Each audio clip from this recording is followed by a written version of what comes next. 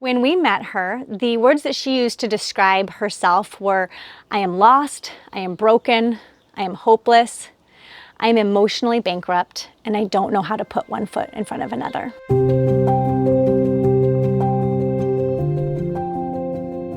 Amanda grew up in a home where she was surrounded by addiction. There were drugs and alcohol all around her, and by the time she was 18, she was in her own full-fledged addiction, and because of that addiction, she couldn't graduate high school. By the time she was 20, she was living on the street. So while it was her addiction that drove her to the street, it was really a sense of hopelessness and a feeling of worthlessness that kept her there for over 10 years. She found herself in jail and she discovered that she was pregnant. And at that point, someone offered her a phone call to Shepherd's Door. At Shepherd's Door, we serve women and children that are coming from very toxic environments. They are looking for safety and they don't have the skills or the community that they need to change their lives on their own. They learn how to live in community, how their decisions and words impact the women and then the children around them. There's a lot of accountability, there's a lot of discussion, there's even conflict. There's a learning how to live. There is job training that's on site. There's a lot of life skills, a lot of job skills, a lot of mentorship, spiritual healing. She felt hopeless and worthless.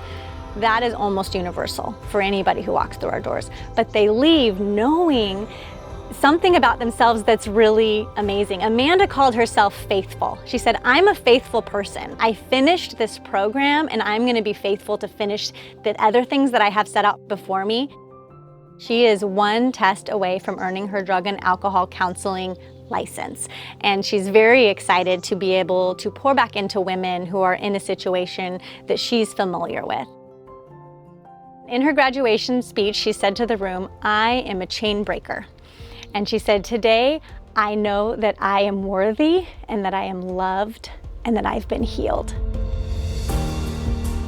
We see stories like that happening all the time at Shepherd's Door. And in fact, 86% of the women who graduate from Shepherd's Door are still housed and sober today. With the grant money from Hope for the Homeless, we are going to pursue new avenues of finding and recruiting more women and more children to come to Shepherd's Door. There is a lower tolerance for homelessness right now than we've seen in a really long time. So people are afraid and they don't know where to go. We are equipped for such a time as this. This is a really unique opportunity and the funds couldn't come at a better time. We are wanting to get our information out in front of a lot of community partners right now. We want to connect with jails, detox facilities, the Department of Human Services, churches, anyone who might come in contact with a homeless person so that they know that we are a safe place for women and children to come and that we can offer a program that does result in long-term permanent change. It is like seeing somebody rise up from the ashes going from death to life. It is really that transformational.